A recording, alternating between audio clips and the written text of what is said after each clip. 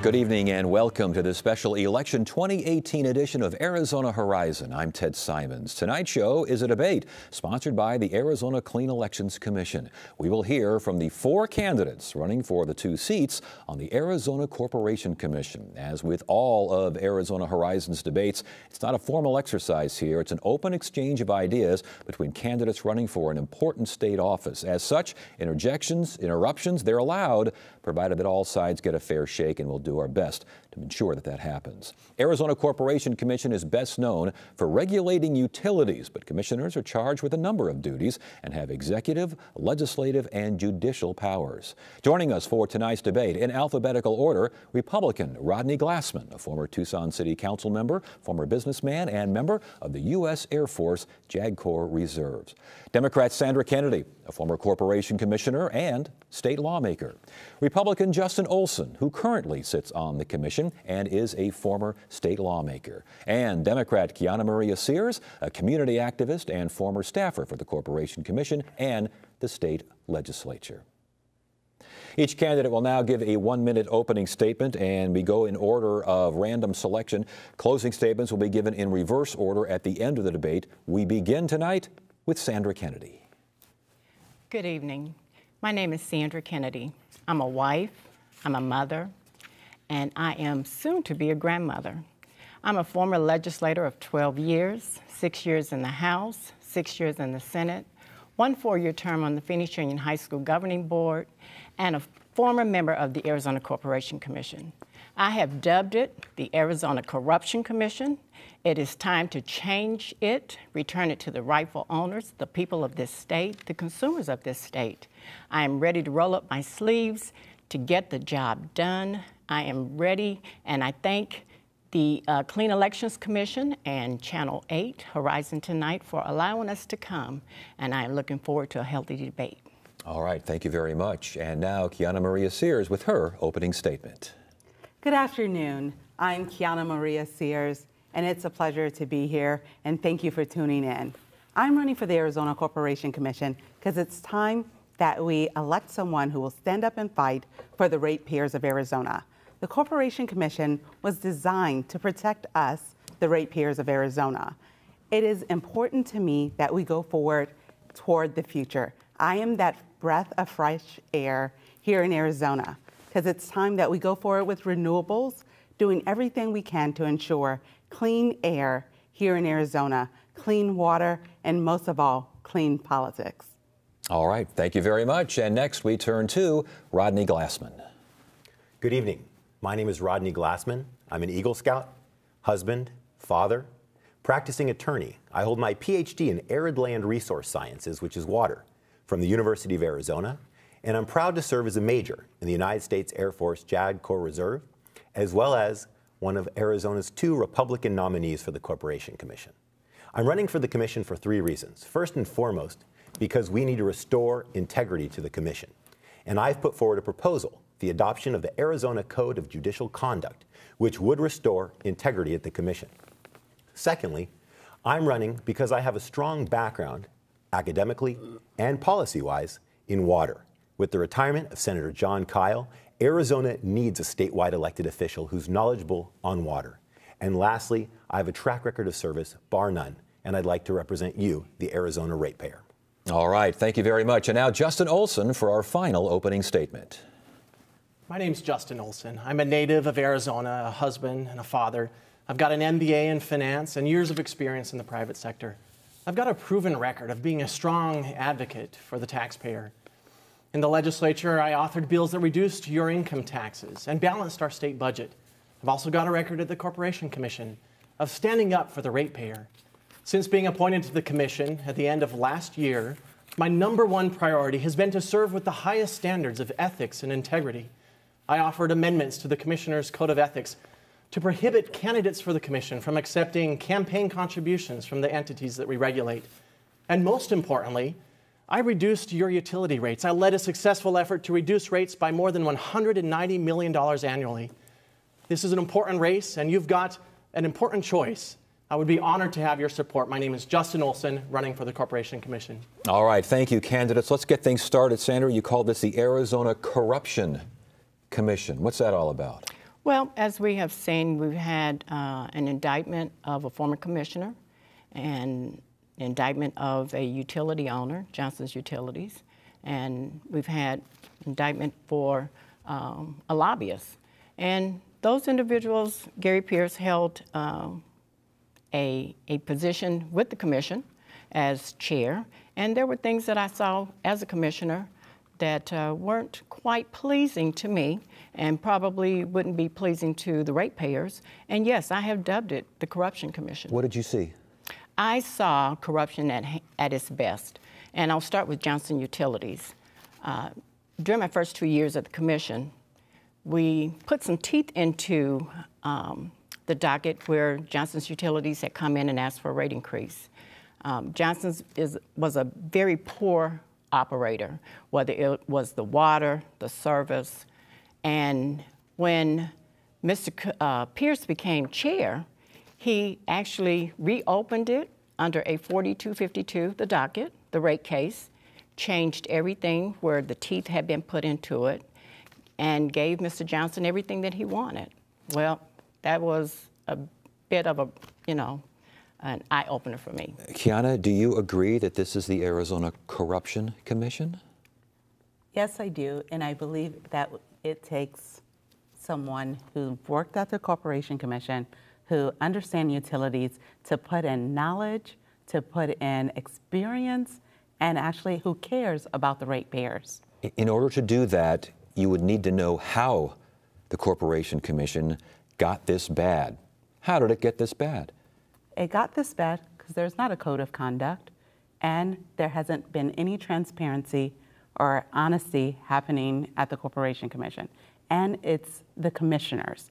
That's why it's so important that we elect commissioners that will stand up and fight for the ratepayers and not the monopolies, and don't serve lobbyists, but have the ratepayers at heart.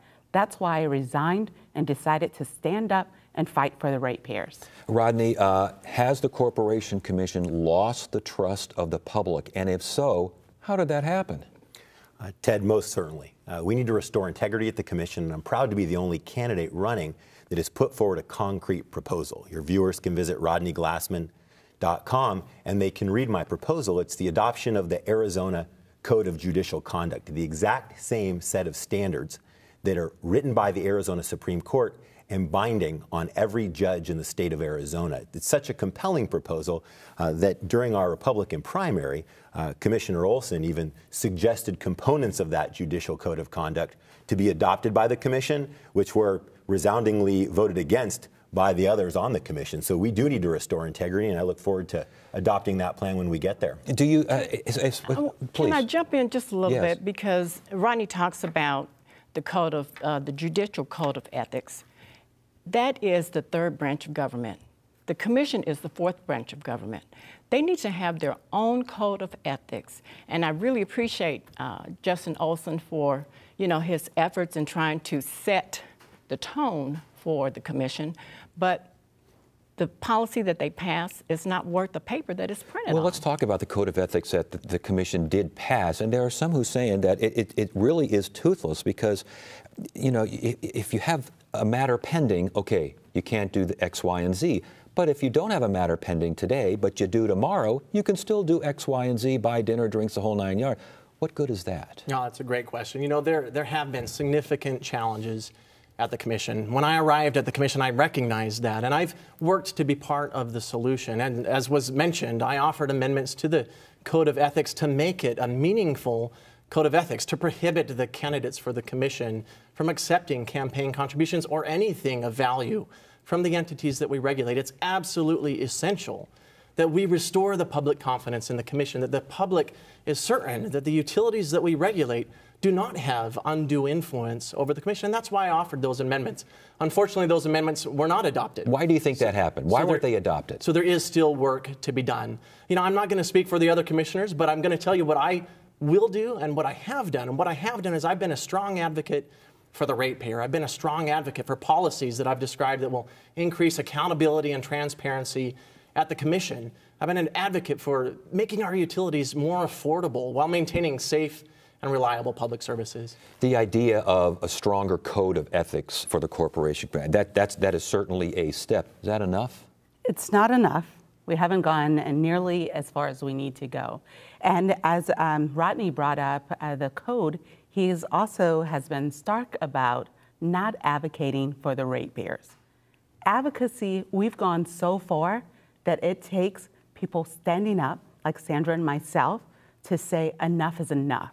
We have to protect the ratepayers. Get back to the basics of why the Corporation Commission was developed. It's about the ratepayers and not lobbyists and not monopolies and not utility companies. It's about the ratepayers. That is the job, and it takes advocacy. The idea, please. Ted, one of the things, and Rodney talks about the Judicial Code of Conduct, in 4.4 of their rule says that a committee can be put together and as long as the judge is not participating. Well, if the commission implements what the Judicial Code of Conduct, then we're back where we are today, because then they can actually go to a utility company and say, give me money. What good is a code of conduct if the commission is still, on the whole, as many perceive, beholden to utilities?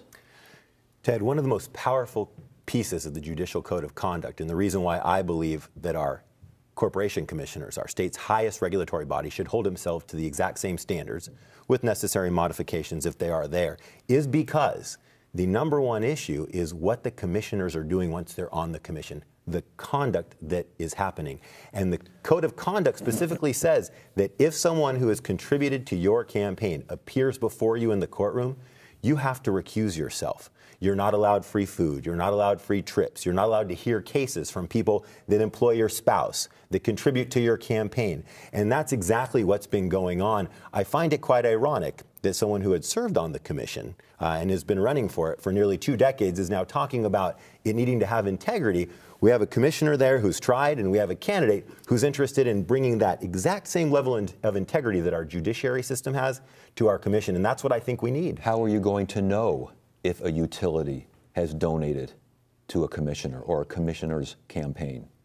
I believe, and I said this during our primary, that every contribution should be publicly reported. I believe that's very important. Anytime that I have found someone during my campaign who's contributed that would put me in a position to not be able to do my job as a commissioner, I returned those dollars. I believe that the Code of Conduct, which is followed by every judge in the state of Arizona, is the model and should be the model that's followed. Is it okay for APS, for example, to help elect regulators who will regulate APS? You know, I don't think so, and that's why I offered this policy and proposed it. I voted in support of it. Another commissioner did support one of the amendments, and that would have prohibited candidates from receiving any benefit, any campaign contribution from the utilities that we regulate. We've got to ensure that there is no undue influence by the utilities that we regulate. Not only that there's no undue influence, but that there's not even the appearance of undue influence. That's why I proposed those policies. That's why I voted for them. And that's why I will continue to advocate for them on the commission. How do you push something like this, though, when, again, with dark money campaigns, you're still not entirely sure who's pouring the money into these things? And that's a huge issue here in Arizona. And clearly, the commission has been bought and paid for by APS. They didn't come out at first in 2014 and say, yes, we did it. It wasn't until Commissioner Burns started asking questions that, oh, well, yeah, we kind of did. Yes, we spent $3.2 million. But, you know, until there is a code of ethics, not only that will touch and, you know, say what commissioners can do, there should be a policy in that code of ethics that talks about the revolving doors for employees. Well, and that's another question here. Should someone who works for a utility, should there be a waiting period for that person when they leave the utility before they go to work for a regulator, before they work for a campaign, that sort of thing? Do you like that idea? Yes, I love that idea. And I did want to make a comment, especially because we're here at the Clean Elections debate. I'm proud to be a clean elections candidate, and I believe that is one way that the public gets to see transparency. when you're a clean elections candidate, everything's public, every dollar. You actually are working to protect the ratepayer because all of your interest is solely with the public and not utilities and not special interests, not APS, not any other utilities, not any special interests. So that in that waiting period, if you're working for a utility company, I would stand by that. Are you suggesting those who don't run as clean elections candidates are either tempted or have taken that kind of money? Running as a clean elections candidate is a certain level of transparency.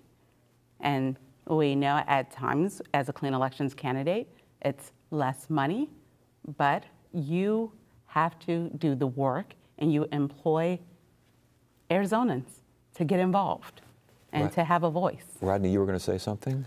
Ted, I was just going to say that I find it slightly ironic as the only candidate that has put forward a proposal that any of the voters can read on my website, rodneyglassman.com, and running with Commissioner Olson, the other Republican, who has actually put them forward at a commission meeting, that our two Democratic opponents would be sitting here talking about how our proposals are bad, but having yet to offer any of their own, one who worked at the commission for a number of years and one who's been running for the commission for almost 2 decades. Well, I disagree with Rodney, and let me tell you why.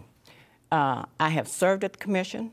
I have been very forward about what I see at the commission, what goes on at the commission. When I served at the legislature, we had a code of ethics there.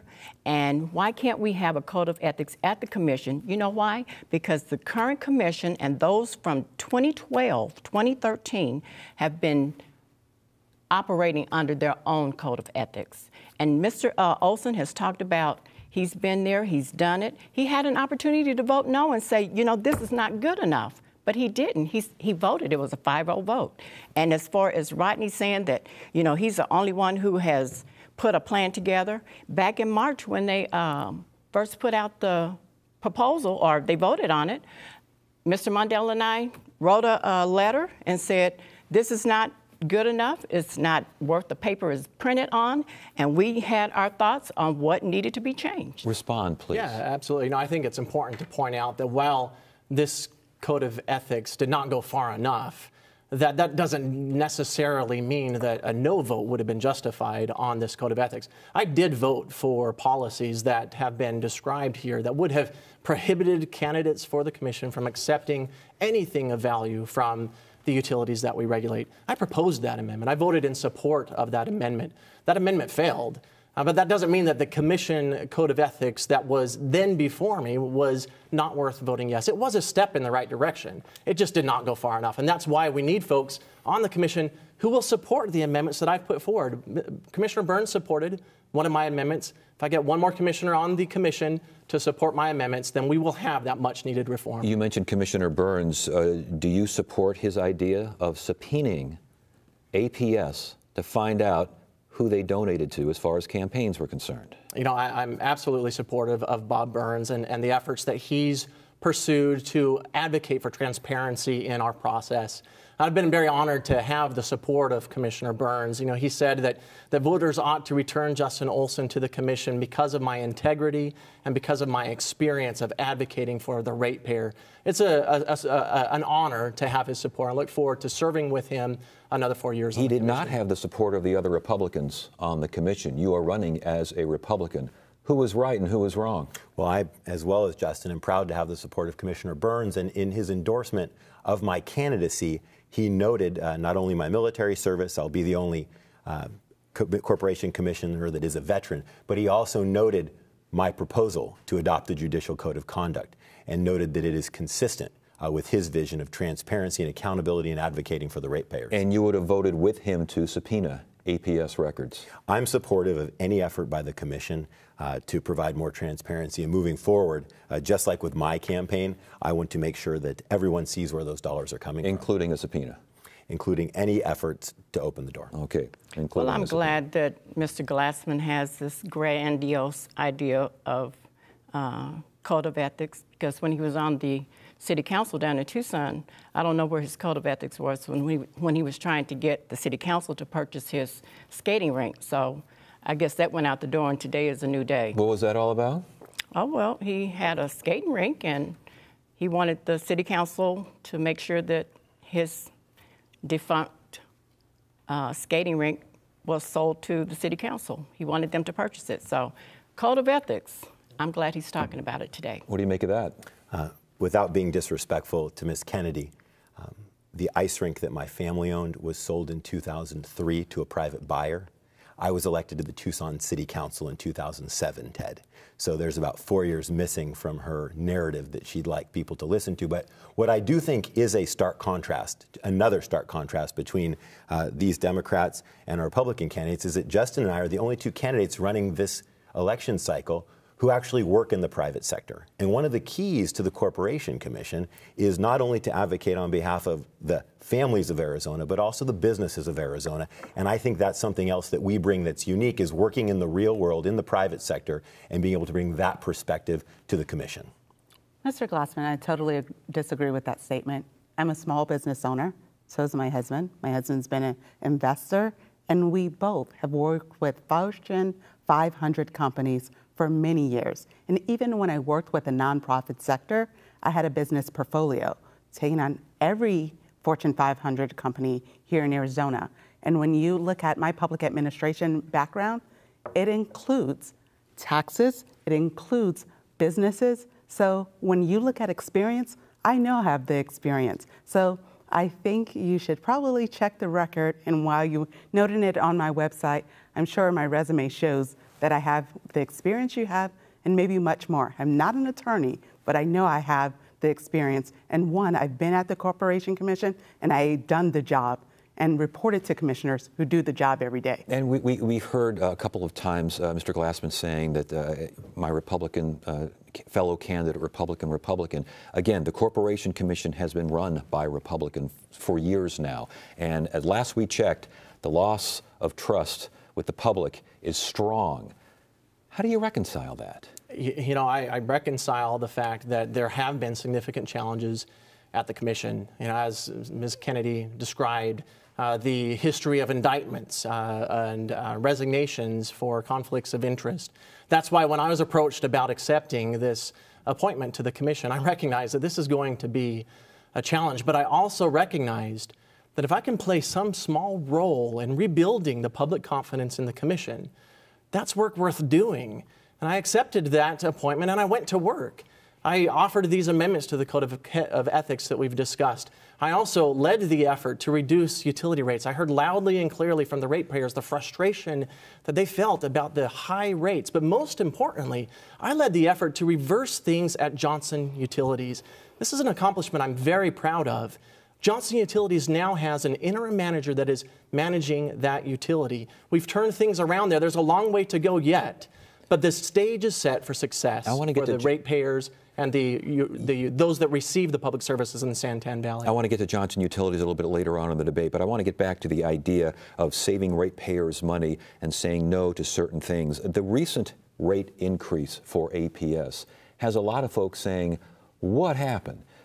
Bills were supposed to be lower. For many, they are higher. There is a call to rehear that rate hike, the latest rate hike for APS, which I believe was reported in the last year. They reported $480 some odd million in profits, something along those lines. We can crunch all the numbers we want, but you know how it looks. Should that rate hike be reheard? Ted, the answer is yes. I truly believe that without a code of conduct that provides for transparency, that provides for accountability, all of the decisions made by the current commission and previous commissions are made under a shroud of confusion for the ratepayers. The Corporation Commission was created as the fourth branch of government for the sole purpose of regulating these important public services. In fact, in the Constitution, they're not called utilities, they're called public service corporations, and I want to restore the Corporation Commission back to that. Was that last hike fair and reasonable for all stakeholders? Ted, as someone who wasn't a part of the hearings, what I can tell you is that it needs to be opened and it needs to be relooked at, because without doing that with a code of conduct, I don't think it was fair. What do you think, Sandra? If I were there, I would do a 4252. I'd write a letter to the docket and be very specific about why it should be reopened. Number one, you look at the rate structure that was in place before the rate increase, it is not the same rate structure today. So does staff know which rate structure they were using for their 4%? I don't think anybody knows. So that's the big question. That's the $488 million question. Does staff know? Did consumers know? I think we can safely say there's still a lot of confusion as to which rate plan consumers can take and should take. Yes, transparency. I not only talk the talk, but walk the walk every single day. As we sit here at this clean elections debate, transparency is paramount. Then honesty, integrity, and expertise. And one of the things that you just talked about, does the consumer know and did the staff know? And we've heard time and time again, staff has recommended that there not be increases. And those voices of staff members like myself were ignored. And instead, these unjustified rate increases continued. That's why I've decided to stand up and be that voice and advocate and put my career on the line to work for a better, brighter Arizona. Did you vote on that rate increase? How did you vote? Thank you for that question. I did not vote for that rate increase. I was appointed to the commission in October of last year. Okay. After that rate increase was voted on by the commission. But I heard loudly and clearly when I got to the commission the frustration that folks from all across Arizona, not just in any particular utility service territory, felt about the high rates that they have to pay for their public services. And I've got a record now, and it's been a record of advocating for the ratepayer. And that's the record that I'm going to continue to pursue at the commission. Now, next week, I will be sitting and hearing this complaint case, the Champion case. And I'm looking forward to that process of evaluating all of the evidence that's brought forward and advocating for the policies that are in the best interest of the ratepayer. How does a rate increase in which there's so much confusion and in which the numbers don't seem to match up as far as what the increase will be and what the increase actually is, and then we come seeing profits come rolling in that get a little cross-eyed here. How does that happen? How does that happen? That's the million-dollar question that the experts are battling out right now, and that's the million-dollar question that's going to be before the commission. And I just want to let your viewers know that you can look to my history to know how am I going to rule. I'm going to fairly evaluate all of the evidence that's brought before me, and I'm going to appropriately apply the constitutional requirements, and I'm going to act in the best interest of the ratepayer. Sandra, why do you want to respond to that? I was just going to say, I understand he's only been on the commission for less than 10, 11 months, less than a year. And you've had an opportunity. You've heard the same complaints that I have heard, and you've probably heard even more complaints than I have heard. You have had an opportunity to do a 4252. The question is, why not? You being the commissioner, talking to the ratepayers, you hear the screaming, talking about, my rates have gone up not double, triple, quadruple. And nobody's responding. But you know what? They're going to try to hold this out until after the election, and then let's see what happens. Well, thank you for that question. I disagree that you argued that I've not done anything about the high rates, and I disagree. What I've done is I've recognized that folks have been frustrated with this increase, and I recognize that there was a complaint case that was filed, and I'm allowing that process to play itself out. It's essential that we sit as judges and that we are impartial, that we evaluate all of the evidence, we gather all of the evidence, and we rule according to the evidence. And that's what I plan to do, and that's what I look forward to doing, and I'm hopeful that it will occur before the election. Rodney, Arizona Energy Plan, should there be a plan for 50% of Arizona's energy coming from renewables, not nuclear, renewables by 2030? Ted, once again, a stark contrast between the Democrats and the Republicans. I oppose Prop 127, as does my running mate, Justin Olson. This is a mandate. It's a mandate that wasn't even written by Arizonans. It was written by one wealthy California billionaire with no community meetings, with no research, and his approach to energy policy in our state, which would take away our competitive advantage, which would double, maybe even triple our families' utility rates, is exactly the kind of bad government and bad policy making that the Democrats that we're running against are advocating for. 50% renewable. I want to get to Keanu in here. 50% renewables by 2030. No nuclear, all renewables by 2030. The argument against is prices will go through the roof. All of that is a facade. We know that solar energy costs less. It's not a theory. It's 2.5 cents per kilowatt hour rather than 5 cents or more per kilowatt hour. And the Navajo generating station that's going to be defunct in 2019, they've already secured that 2.5 cents. And if you look at infrastructure and you look at going forward, we will only save money. We'll save money with new technology, innovation, high-paying jobs, and also healthcare, reducing the asthma rates. This is a brighter future going forward. It's time for us to leave the past and go forward. Do you agree solar is cheaper, A? And B, why not 50% renewables by 2030? You know, it's a great success story that the cost of solar has plummeted so much so that it actually is the most cost-effective way of generating electricity while the sun is shining.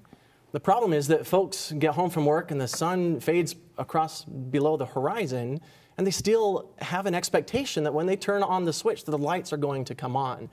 And solar energy plus storage is not as cost effective as having our conventional energy generation methods. And so solar should play a significant role in our energy portfolio, and it should be a growing role as the cost of storage falls in the foreseeable future. But if we put in place an artificial mandate, one that California has already done, and we've seen what happened in California. California ratepayers pay on average 50% more for their electricity than Arizona ratepayers. This will nearly double the electric bills of Arizonans. This is a burden that will be placed on hardworking Arizona families and businesses, and it's a burden that I don't support. Artificial mandate, Sandra? If the commissioners were doing their jobs, the people of this state would not be going to a ballot measure. 80% of people say that they want renewable energy. Why can't Arizona be the solar capital of the world? Why isn't Arizona the solar capital of the world? That is a great question, and I think Arizona should be the solar capital, and I support 127. But if the costs, as the Republican candidates here say, the costs will skyrocket, they did in California, why wouldn't that happen in Arizona? It's propaganda. It's the same propaganda that APS is spewing. And you look at the other states around Arizona, Colorado, California, New Mexico, Nevada. Look at what they're doing. They're doing far more than what we are doing, and we're just kind of being left behind. There are investors who want to come into Arizona. Why not? Arizona is prime. We've got plenty of sunshine. Arizona's great. Let's do it. Ted, the reality is that Arizona is one of the solar capitals of our country. I think we're number 3 when it comes to installations in our state. And if you listen to candidate Sears, she's talking about technology, but she's yet to name a single technology that we could be using today. Ms. Kennedy can name the states that surround Arizona quite well, but what she forgot to mention is that during certain points of the day, because California is producing so much extra solar, they literally pay our Arizona utilities to take that solar off their grid. Their failed policies in California have created excess supply to our benefit. And so I do not support giving up our economic development competitive advantage by putting these mandates forward. And Ms. Kennedy also talks about how Arizonans went to the ballot.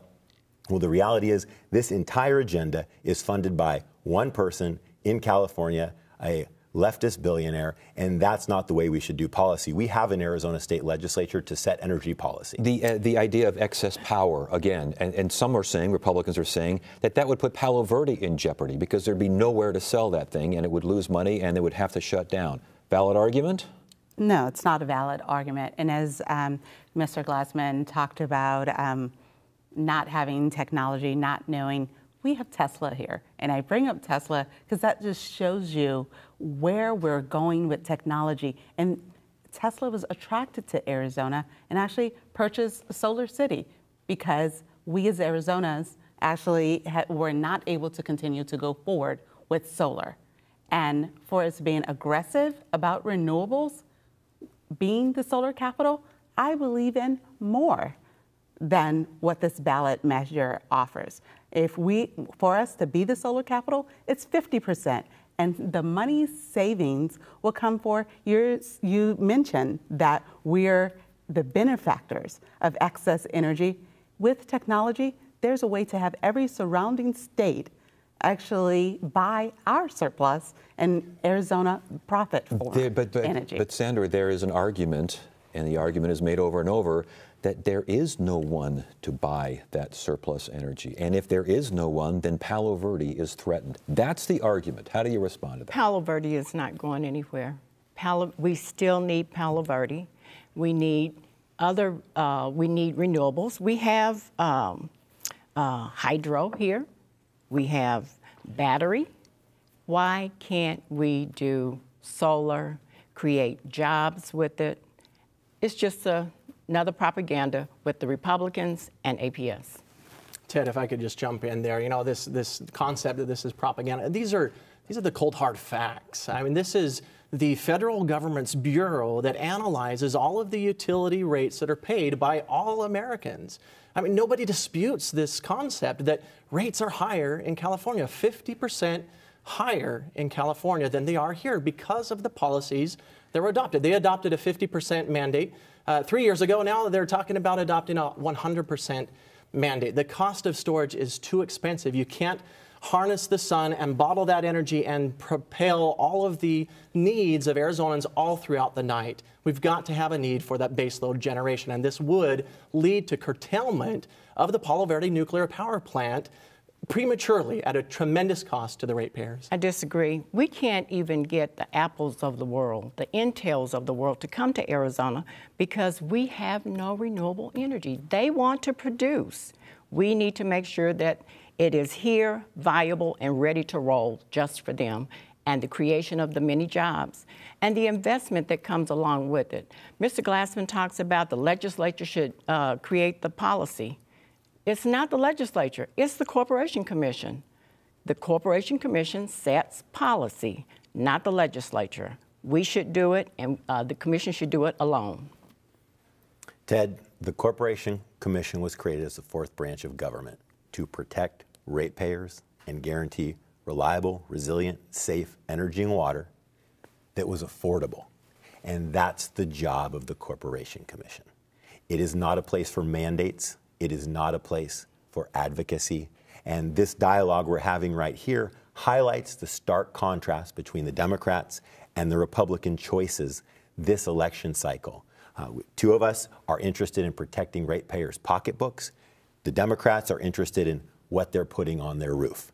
The job of the commission is to protect the pocketbook, reliability, resiliency, and safety. Respond. Well, the Republicans have not protected the ratepayers' pocketbook. In fact, the Republicans have, in essence, been pickpockets, and they have made sure that APS has been the recipient of everything that they have picked out of the pockets of ratepayers. Do you agree with that? I totally agree. And as we talk about affordability and we talk about going forward, advocacy for and rolling back what has happened thus far under the Republicans is why there's a stark difference between the Republicans and the actual Democrats. But when I talk about the ratepayers of Arizona, I talk about all, and I mean all, Arizonans, whether you live in a poor area, whether you're black, white, brown, red. It's about protecting the ratepayers, affordability, and the desire for Arizonans to have clean air, clean water, and have solar and renewable energy is one that Republicans like, as well as Democrats. If the argument is that Republicans are watching out for the ratepayers, and as I think Mr. Glassman said, the Democrats are just watching out what's on your roof, why is it, again, that a Republican-dominated Corporation Commission has us up here talking about words like corruption and trust and whether or not you are in the pocket of a utility? What went off the rails here? Oh, because unfortunately, some folks violated that public trust. But that doesn't mean that some of the folks that are before the voters today violated that public trust. I have a record, and it's been one of serving with the highest standard of ethics and integrity. But in addition to that, we talk about the frustration that folks have felt with recent rate increases that previous commissioners enacted. Folks are going to be shocked when their bills double because of these liberal policies that are being enacted and funded with a new tax on energy. That's what I don't support. What I support is enacting policies that will enable the utilities to use the most cost-effective approach to generating electricity. Many times, that's going to be solar. Many times, it's going to be conventional generation methods so that we can have safe and reliable energy with affordable rates. The idea of a mandate put into place by voters means it's in place until voters decide to change that. Why not allow the legislature to work something with the public's push so that it can be tinkered with, it can be modified? Well, Ted, it's not the legislature's responsibility. It is the Corporation Commission's responsibility to set policy for renewable energy if Arizona is going to move forward.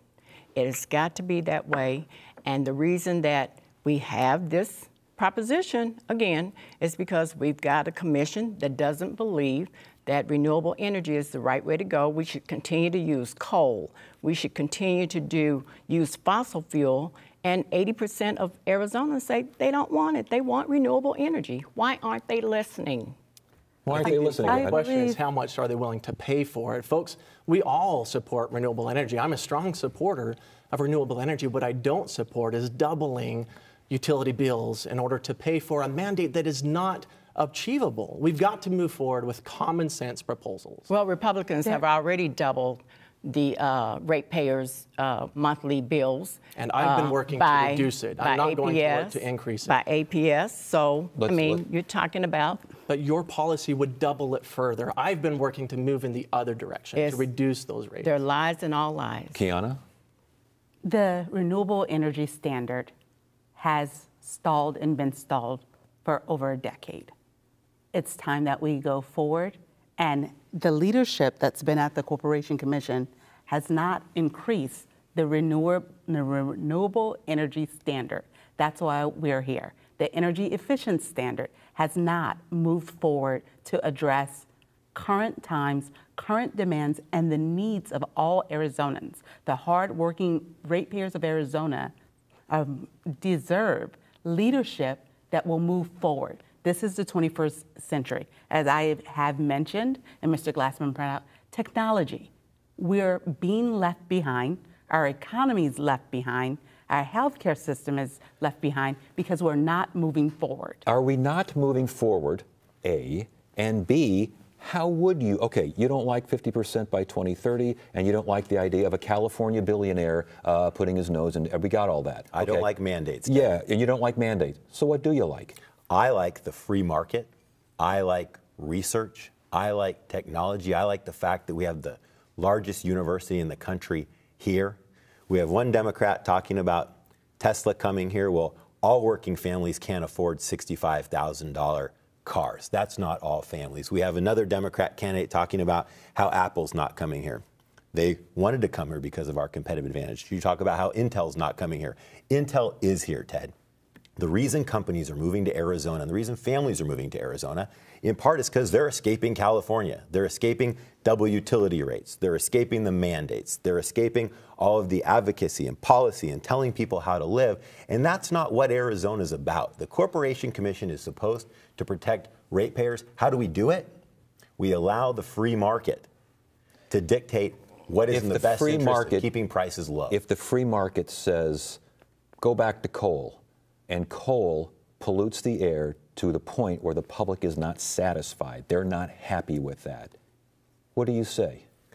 It has to be safe. The commission has a duty when it comes to safety. So the free market with that caveat. With that understanding that if there is something dangerous happening in our community, the state legislature are our policymakers when it comes to drafting legislation. In fact, we talk about the legislature, Ted. The California mandate that used to be about renewable, even the California legislature is now changing their policies and advocating for zero carbon. You know what gets included when you use the term zero carbon? Nuclear.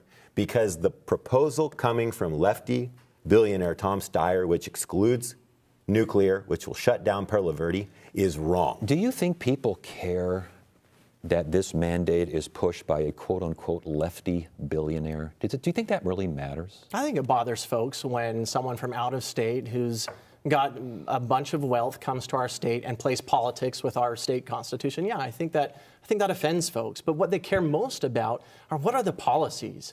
You know, I think that folks want choice. You know, we've talked about the free market. You know, I submitted a letter to the docket a couple weeks ago saying that we ought to consider retail competition in energy production. Deregulate electricity? Retail competition in energy generation. If I want to pay twice for my energy generation in order to have 100% solar energy, I ought to have that ability. But if I want to pay a market price that is much more competitive, then that free market competition in energy generation would give me that opportunity. Deregulating electricity. Does that make sense? This is an idea that's come and gone over the years here. Does it make sense to you? It's come up and actually at the commission several times. And I do believe in a free market. And some people say, well, if you believe in a free market, you shouldn't believe in renewables. No, they're not mutually exclusive. That's why it's important to have someone who has an energy background, because we're going forward in the 21st century. And when you look at the transition, it's almost like going from the horse and buggy to the car.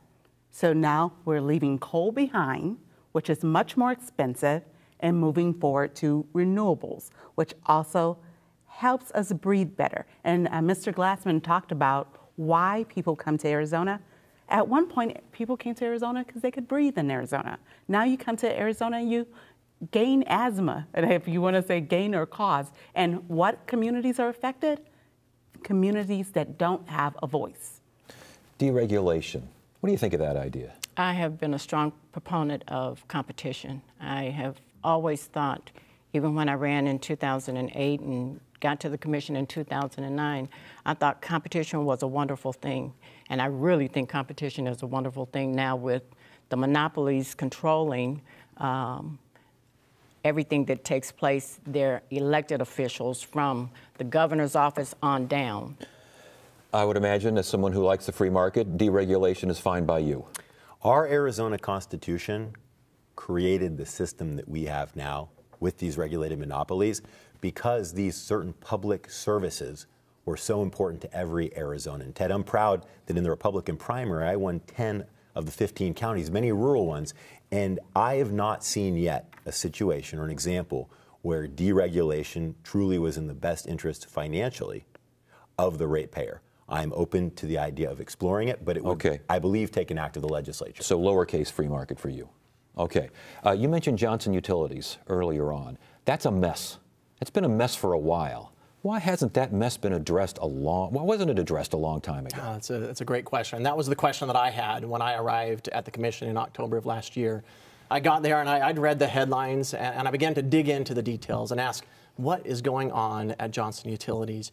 I issued a letter to the docket saying that we've got to consider putting in place an interim manager. It began a process to vote for an order to show cause. We held hearings over a 4-week period. We had over 220 exhibits, and we did a thorough analysis, hoping that whatever process we followed would hold up to an anticipated court challenge that did in fact come.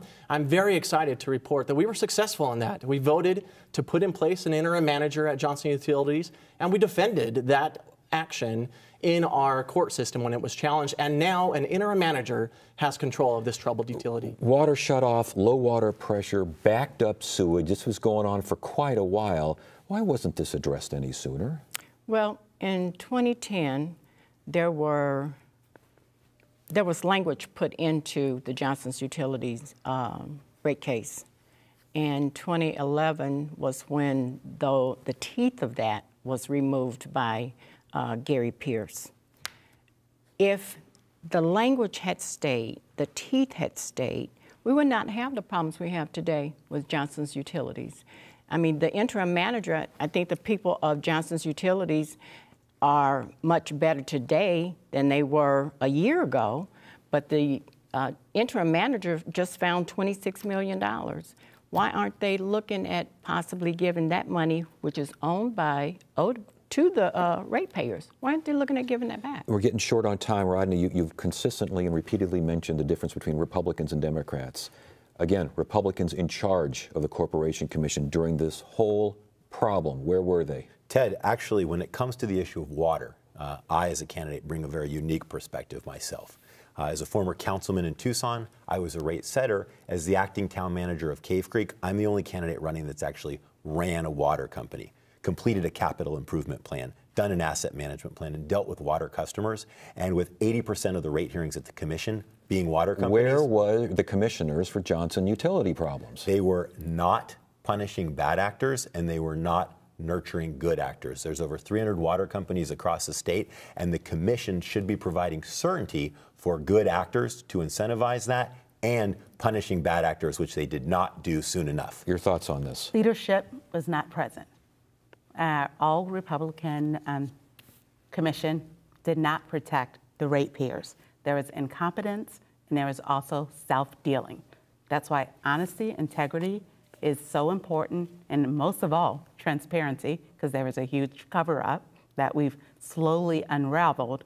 It's about protecting the ratepayers. Still today, the ratepayers need protection. That's one of the reasons why I, an energy regulatory professional, stood up and decided to run. We got to stop you right there. Good debate, everyone. Good to have you here. Time now for closing statements, and going in reverse order of our opening statements, we will start with Justin Olson.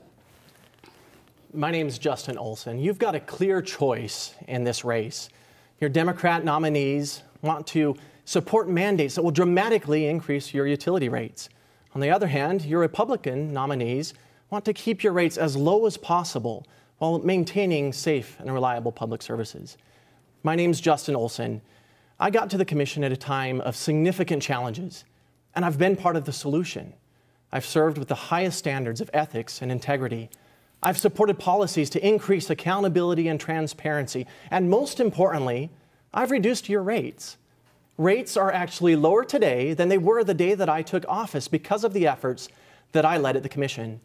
With your support, I will continue to fight for low rates and reliable public services. My name is Justin Olson, and I would be honored to have your support. All right, thank you very much. Next up, we have Rodney Glassman's closing statement. My name is Rodney Glassman, and I'd like to ask for your vote for the Corporation Commission. I'm an Eagle Scout, husband, father. I do hold my PhD in Arid Land Resource Sciences from the University of Arizona. I'm a practicing attorney, and I'm proud to be the only veteran running. I serve as a major in the United States Air Force JAG Corps Reserve. I have put forward a proposal to restore integrity at the Commission, the only proposal. It's available at rodneyglassman.com. With my water background and track record of service, I ask you to vote Rodney Glassman. There's a stark contrast between the Democrats, who want to put mandates and double your utility rates, and the Republicans, who are more focused on restoring integrity, keeping rates low, and allowing Arizona's working families to put food on the table. So please vote Rodney Glassman and Justin Olson for the Arizona Corporation Commission. All right, thank you very much. For our next closing statement, we turn to Kiana Maria Sears. Good evening, and thank you for staying with us tonight. I am Kiana Maria Sears, and I ask for your vote because it's time for a change at the Arizona Corporation Commission. The corruption, the self-dealing, the incompetence has gone on for too long. That's why after 6.5 years as an employee of the Corporation Commission, I decided it was my duty to stand up and step up and fight for hard-working Arizonans that deserve better. We deserve clean air, clean water, clean politics. But as a mother, I want Arizona to have a brighter future for my grandchildren. Because I know when you have a grandchild, grandmothers will move wherever necessary to support their grandchildren. So I ask for your support. Kiana Sears, your next Arizona Corporation Commissioner. All right, thank you very much. And we wrap up our closing statements with Sandra Kennedy. Again, thank you for having us tonight. My name is Sandra Kennedy. I, too, am a former Bluebird, Brownie, Girl Scout, and even a former member of the Arizona Cactus Pine Girl Scout Council. And I was glad to be on the council to help set policy. As a former commissioner, I was a staunch consumer advocate. I want you to return me to the commission so that I can continue to watch out for your pocketbook.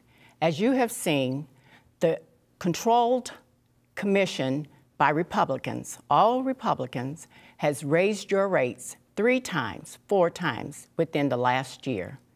You need someone who is going to speak for you and you, the consumer, the ratepayer. I ask for your support. I ask for your vote. Sandra Kennedy, and thank you so kindly. All right. Thank you, candidates, very much. And thank you for watching this special election 2018 edition of Arizona Horizon, sponsored by Clean Elections, featuring the candidates for Arizona Corporation Commission. Keep watching Arizona Horizon this election season for more debates, including tomorrow night when we hear from the candidates for Arizona's 6th Congressional District.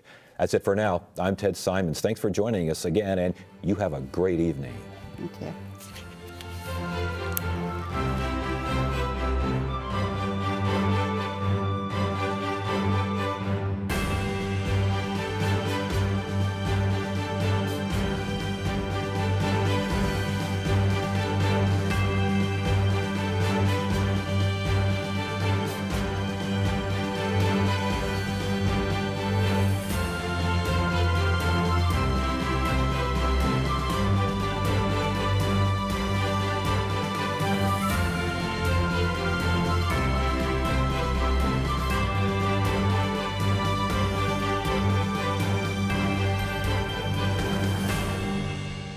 Arizona Horizon is made possible with the support of Arizona Highways Magazine for people inspired to enjoy Arizona's unique outdoor experience, and by APS, working 24/7 to keep Arizona on. Support for Arizona PBS comes from viewers like you and from Like you, we get up and go to work every day. We're on the job, keeping you connected at home, at work, and to what matters most.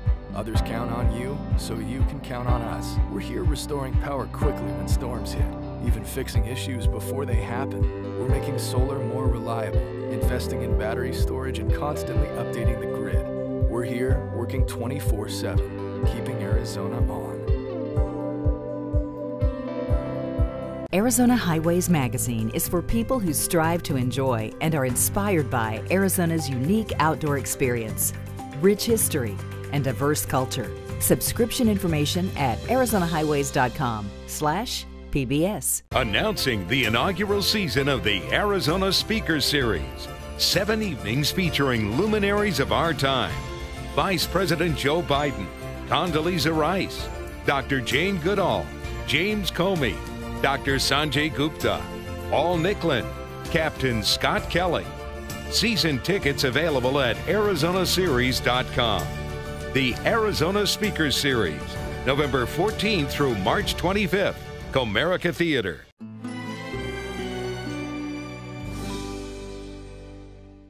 Coming up on Arizona Collectibles. Wow, I'm just flabbergasted. But also the Library of Congress, didn't they say that this was the only one that they're aware of? Correct. Well, does that mean it's priceless? It's priceless, yes. In my mind, I have always thought this was an important document. It's this one, right in the period of 1910 to perhaps 1920. Tonight at 7:30 on Arizona PBS. Explore new ideas and new worlds here on Arizona PBS, a community service of Arizona State University. Arizona PBS programming is brought to you in part by the underwriting support of